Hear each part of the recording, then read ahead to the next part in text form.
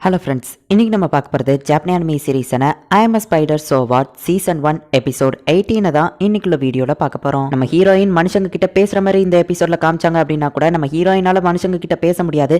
ஏன்னா நம்ம ஹீரோயின் ஒரு மான்ஸ்டர் அப்படிங்கிறதுனால நம்ம ஹீரோயின் பேசுறது மற்றவங்களுக்கு புரியாது. இந்த ஒரு விஷயத்த மட்டும் இந்த எபிசோட் பார்க்கும்போது ஞாபகம் வச்சுக்கோங்க. சரி வாங்க நம்ம இன்னைக்குள்ள கதைக்குள்ள போகலாம். இன்னைக்கு நம்ம பார்க்க போகிறது ஐ am spider so what season 1 episode 18. இது வேற பிளானட் அப்படிங்கிறதுனால 3 நிலா இருக்கிற மாதிரி நமக்கு காட்டுறாங்க. ஒரு ஷார்க் தண்ணிக்குள்ள போது திடீர்னு பார்த்தா ரத்தமா அந்த இடத்துல இருந்து வருது.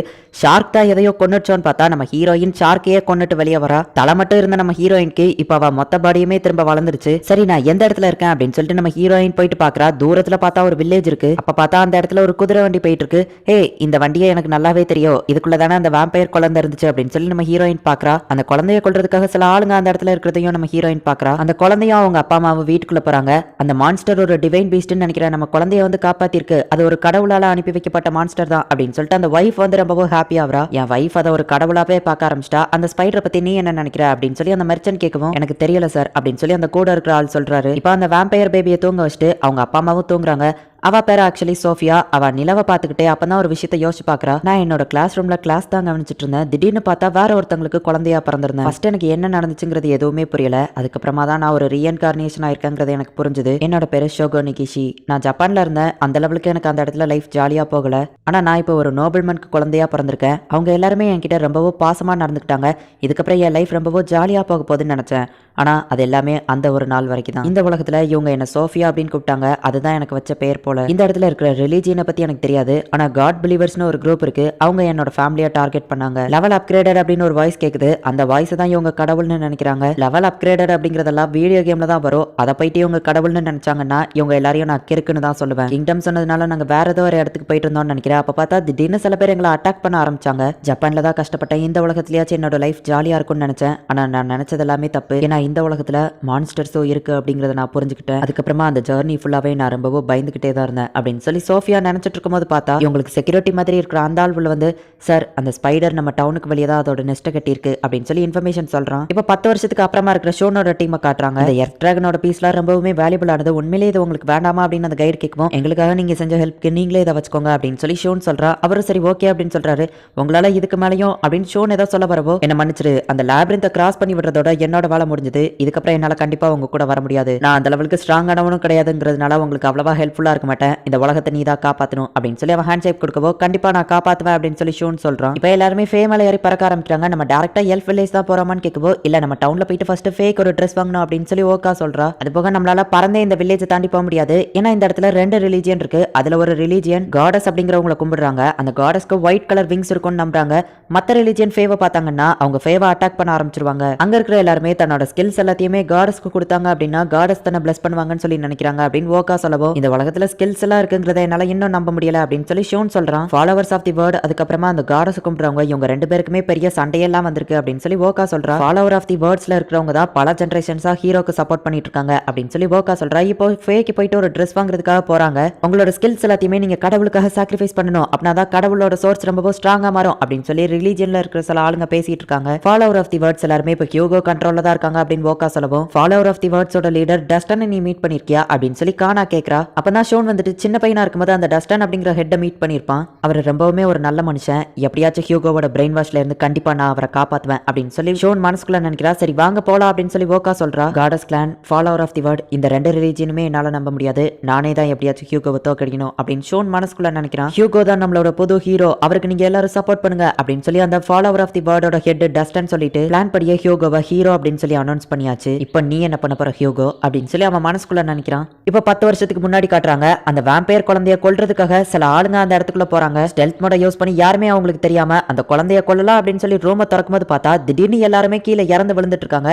இதுக்கெல்லாம் காரணம் நம்ம ஹீரோயின் தான். தூரத்துல இருந்து ஈவிலையை யூஸ் பண்ணி அவங்கள கொன்றுதா. ஒருத்தனை மட்டும் உயிரோட விட்டுறதா. ஏன்னா அந்த ஒருத்தனை உயிரோட விட்டாதான் அவங்களோட பேஸ் எங்க இருக்கு அப்படிங்கறத நம்ம ஹீரோயினால கண்டுபிடிக்க முடியும். அந்த ஒருத்தன் பேஸ்க்கு போகவோ என்னது இவன் எல்ஃபா இருந்துட்டாடா ஒரு சின்ன குழந்தைய கொல்ல பாத்தீங்க. எல்ஃப் எல்லாம் எவ்வளவு கியூட்டா ஸ்வீட்டா சூப்பரா காமிச்சிருப்பாங்க தெரியுமா. நீங்க எல்ஃபோட பேரையே கெடுக்குறீங்க. உங்க யாரையும் நான் சும்மா விட மாட்டேன் அப்படின்னு சொல்லி நம்ம ஹீரோயின் ஈவில சூழ்நிலையை யூஸ் பண்ணியே எல்லாரையும் கொண்டுட்டு லேப்ரேஜ்ல இருந்து அந்த டீமன் லார்டுக்கு இங்க வரணும்னா கண்டிப்பா ரொம்ப நாள் ஆகும். அம்மாவாலையும் என்ன எதுவும் பண்ண முடியாது. சோ கொஞ்ச நாளைக்கு நான் இங்கே ரெஸ்ட் எடுக்க வேண்டியதான் அப்படின்னு சொல்லி நம்ம ஹீரோயின் தூங்குறா. ஒரு ஸ்பைடர் மான்ஸ்டர் நம்ம ஆளுங்க எல்லாத்தையும் கொன்னுச்சு அப்படின்னு சொல்லி அந்த எல்ஃபோட ஹெட்டுக்கு அவங்க ரிப்போர்ட் பண்றாங்க. அப்படின்னா இந்த விஷயத்துல நானே டைரக்டா இன்வால்வ் ஆக வேண்டியதான் அப்படின்னு சொல்லி அந்த எல்ஃபோட ஹெட் ஃபெட்டிமஸ் சொல்றான். ஸ்பைடர் மான்ஸ்டர்னா அதை கண்ட்ரோல் பண்றது கண்டிப்பா அந்த டீமன் லார்ட் ஏரியலா தான் இருக்கும். அது போக அந்த ஃபாலோவர் ஆஃப் தி வேர்ட் டஸ்டனும் இதுல இன்வால்வ் ஆயிருப்பான்னு நினைக்கிறேன். ரீஇன்கார்னேஷனை பத்தி எனக்கு மட்டும் தான் தெரியும்னு நினைச்சேன். ஆனா அவங்க ரெண்டு பேருக்கும் தெரிஞ்சிருக்கு. டஸ்டனுக்கு தெரிஞ்சிருக்குமான்னு தெரியல. ஸ்பைடர் மான்ஸ்டர் இன்வால்வ் ஆயிருக்குன்னா கண்டிப்பா ஏரியலுக்கு தெரிஞ்சிருக்கு. ஒருவேளை இது எனக்கு செட் பண்ணி வச்சிருக்கிற ட்ராப்பா கூட இருக்கலாம். ஆனா இந்த ட்ராப்பை யூஸ் பண்ணி அவங்க ரெண்டு பேரோட கதையும் நான் முடிக்கிறேன் அப்படின்னு சொல்லி அந்த எல்ஃப் ஹெட் ஃபட்டிமஸ் சொல்றான். எங்க நம்ம ஹீரோயின் நல்லா தூங்கி காலையில எழுந்துச்சு பார்த்தா ஃபாலோவர் ஆஃப் தி வேர்ட்ஸோட ஆளுங்க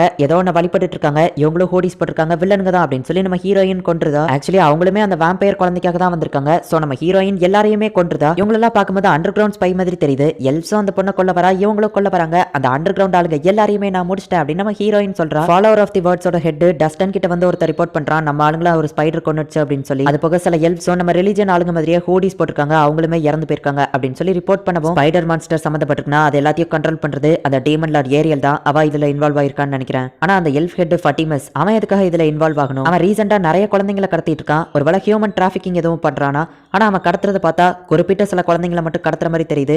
அவங்களுக்கு தெரிஞ்ச ஏதோ ஒரு விஷயம் எனக்கு தெரியலையா அப்படின்னு சொல்லி அவன் யோசிச்சுட்டு இப்போதைக்கு அந்த பிரச்சனையை விட்டு நம்மளோட பிளான் அந்த காடஸ் ஃபாலோவர்ஸை கொல்றது தான், அதை மட்டும் பார்த்துக்கோ அப்படின்னு சொல்லி அவன் ஆளை அனுப்பி வச்சுட்டு எல்லாருமே ஏன் கண்ட்ரோல்ல தான் இருக்கணும், காடஸ் ஃபாலோவர்ஸ் தான் எனக்கு தடையா இருக்காங்க. ஆனா followers of words God's followers ரெண்டு பேருமே கும்பிடுறது ஒரே கடவுள்னு தான் கூட அவங்களுக்கு தெரியாது அப்படின்னு சொல்லி அவன் சிரிக்கிறான். ஸோ அப்படின்னா அதே சேம் ஸ்பைடர் தான் அந்த பேண்டட்ஸையோ கொண்டுச்சா? என்னோட வைஃப் என்னடனா அதை ஒரு டிவைன் பீஸ்ட் நம்பிட்டு இருக்கா அப்படின்னு சொல்லி அந்த மெர்ச்சன்ட் வருத்தப்படும். இப்படி ஒரு விஷயம் நடந்ததுக்கு அப்புறம் எல்லாருமே அதை ஒரு டிவைன் பீஸ்டா கடவுளா கும்பிட ஆரம்பிச்சிட்டாங்க அப்படின்னு சொல்லி கூட இருக்கிற ஆள் சொல்றான். ஆனா அது ஒரு மான்ஸ்டர், அதை நம்ம மறந்துடக்கூடாது. அது அந்த எல்ட்ரோ லேபிரின்த்ல நைட்மேர்னு ஒரு பேரை வாங்கியிருக்கு, அது ரொம்பவுமே ஆபத்தானது அப்படின்னு சொல்லி அந்த மெர்ச்சன்ட் சொல்லவும், ஆனா அது அந்த பேண்டிட்ஸை மட்டும் தான் கரெக்டா கொள்ளுது, அதுக்கு இன்டெலிஜென்ஸ் அதிகமா இருக்கும்னு நினைக்கிறேன் அப்படின்னு சொல்லி கூட இருக்கிற ஆள் சொல்லவும், ஆனா அது நம்மள கொள்ளாதுங்கிறது என்ன நிச்சயம் அப்படின்னு சொல்லி அந்த மெர்ச்சன்ட் கேட்கறான். அது கொலை பண்ணவோ செய்து ஹீலிங்கும் பண்ணுது, அது நல்லதா கெட்டதா அதை பத்தி எனக்கு என்ன சொல்றதுன்னே தெரியல அப்படின்னு சொல்லி கூட இருக்கிற ஆளே குழம்பி போறான். அந்த ஸ்பைடர் மான்ஸ்டர் மத்த எல்லாருக்கும் ஹீலிங் பண்ணிட்டு இருக்கு சார் அப்படின்னு சொல்லி ஒருத்த வந்து ரிப்போர்ட் பண்ணவும், இங்க நம்ம ஹீரோயினை காட்டுறாங்க. அந்த நோபல்மேன் என்ன பார்த்து பயப்படுறதுல தப்பு இல்ல, அவன் வைஃப் தான் என்ன பத்தி நல்ல விதமா ஊர்ல செய்தியை பரப்பிட்டு இருக்கா.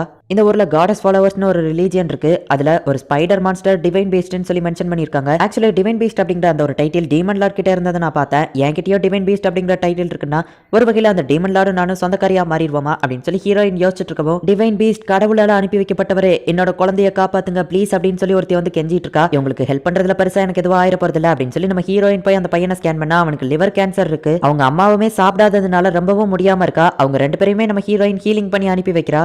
இவ்வளவு சின்ன வயசுலயே யாருக்கும் இந்த மாதிரிலாம் நடக்கக்கூடாது, நீங்க நிறைய சாப்பிடாம இருக்கிறதுனால தான் இந்த மாதிரிலாம் நடக்குது, இதுக்கப்புறமாச்சும் ஒழுங்கா சாப்பிடுங்க அப்படின்னு நம்ம ஹீரோயின் சொல்றா. அவங்க பதிலுக்கு ஒரு பழத்தை கொடுத்துட்டு அந்த இடத்துல இருந்து கிளம்புறாங்க. நம்ம ஹீரோயின் சாப்பிட்டுட்டு தூங்கிட்டு இருக்கும்போது பார்த்தா டிவைன் பீஸ்ட் என்னோட குழந்தையவோ காப்பாத்துங்க அப்படின்னு சொல்லி ஒரு பெரிய கூட்டமே லைன் கட்டி நிக்குது. நம்ம ஹீரோயின் செம ஷாக் ஆவரா. இந்த இடத்துலயே இந்த எபிசோட் முடியுது. ஸ்பையா வந்த எல்லாரையுமே நம்ம ஹீரோயின் கொண்டிருக்கா. அது போக அந்த வேம்பயர் குழந்தை சோஃபியாவையோ காப்பாத்திருக்கா. அது போக நம்ம ஹீரோயின் வந்து ஹீலிங்கும் பண்ணிருக்கா அப்படின்னு சொல்லி சோஃபியாவோட அம்மா வந்து அந்த ஊர்ல இருக்கிற எல்லாருக்கும் பப்ளிசிட்டி பண்ணிருக்கா. அந்த காடஸ் ரிலிஜியன்லயுமே ஒரு ஸ்பைடர் டிவைன் பீஸ்டா இருந்துச்சு அப்படிங்கிறது நம்ம ஹீரோயினை இப்ப எல்லாருமே கடவுள் அனுப்பி வைக்கப்பட்டவா அப்படின்னு சொல்லி நினைச்சு கும்பிட ஆரம்பிச்சிட்டாங்க. ரீஇன்கார்னேஷன் ஆன 11 பேருமே இப்ப எல்ஃப் வில்லேஜ்ல தான் இருக்காங்க அப்படின்னு சொல்லி மிஸ் ஓகா ஒரு தடவை மென்ஷன் பண்ணிருப்பா. இப்ப நடக்கிறதெல்லாம் வச்சு நமக்கு பார்க்கும்போதே தெரியுது அவங்க எல்லாருமே ரீஇன்கார்னேஷன் ஆனப்போ சின்ன குழந்தையா இருப்பாங்க. அப்படி குழந்தையா இருக்கும் போதே ரீஇன்கார்னேஷன் ஆன ஒரு 11 குழந்தைங்களை எல்ஃப் வில்லேஜ்க்கு கடத்தி கூட்டிட்டு வந்துருதான். சோஃபியாவையும் அதே மாதிரி கடத்தலாம் அப்படின்னு சொல்லி தான் அவன் ஆள் அனுப்பி வச்சிருக்கான். ஆனா நம்ம ஹீரோயின் அதை தடுத்துறதா. ஸ்பைடர்ஸ் எல்லாமே அந்த டீமன் லார்டோட கண்ட்ரோல்ல இருக்குங்கிறதுனால இதுக்கெல்லாம் காரணம் டீமன் லார்ட் தான் அப்படின்னு சொல்லி எல்லாருமே தப்பா நினைச்சிட்டு இருக்காங்க. அது போக கமெண்ட்ல ஒருத்தங்க கேட்டிருந்தீங்க நம்ம ஹீரோயின் மட்டும் எப்படி 15 வருஷத்துக்கு முன்னாடி ஃபர்ஸ்டே ரீஇன்கார்னேஷன் ஆனா அப்படின்னு சொல்லி.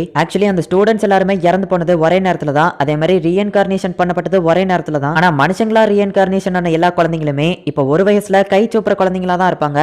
ஆனா ஸ்பைடர்ஸ் அப்படி கிடையாது. ஸ்பைடர்ஸ் வந்துட்டு செம ஃபாஸ்டா growth ஆகும். சோ மத்த எல்லா குழந்தைங்களும் கை சூப்பிட்டு இருக்கிற அந்த வயசுலயே நம்ம ஹீரோயின் வந்துட்டு ரொம்பவும் ஃபாஸ்டா வளர்ந்ததுனால தான் இவ்வளவு பவர்ஃபுல்லா மாறிட்டா. எபிசோட் 16ல கூட அட்மினிஸ்ட்ரேட்டர் டி வந்துட்டு இதை மென்ஷன் பண்ணிருப்பா. சோ எல்லாருமே ஒரே நேரத்துல தான் ரீஇன்கார்னேஷன் ஆக்கப்பட்டிருக்காங்க. பட் நம்ம ஹீரோயின் ஒரு ஸ்பைடரா பிறந்ததுனால செம ஃபாஸ்டா grow ஆகுறா, அவ்வளவுதான். நம்ம ஹீரோயின் எல்லாருமே கடவுள்னு வழிபட ஆரம்பிச்சிட்டாங்க. இதுக்கப்புறம் என்ன நடக்குது அப்படிங்கறத போக போக இருக்கிற எபிசோட்ஸ்ல பார்த்து தெரிஞ்சுக்கோங்க. அண்ட் உங்களுக்கு இந்த வீடியோ பிடிச்சிருந்தது அப்படின்னா லைக் பண்ணிட்டு அப்படி மறக்காம நம்ம சேனலை சப்ஸ்கிரைப் பண்ணிருங்க. தேங்க்யூ ஃபார் வாட்சிங். Bye guys. நெக்ஸ்ட் எபிசோட்ல மீட் பண்ணலாம்.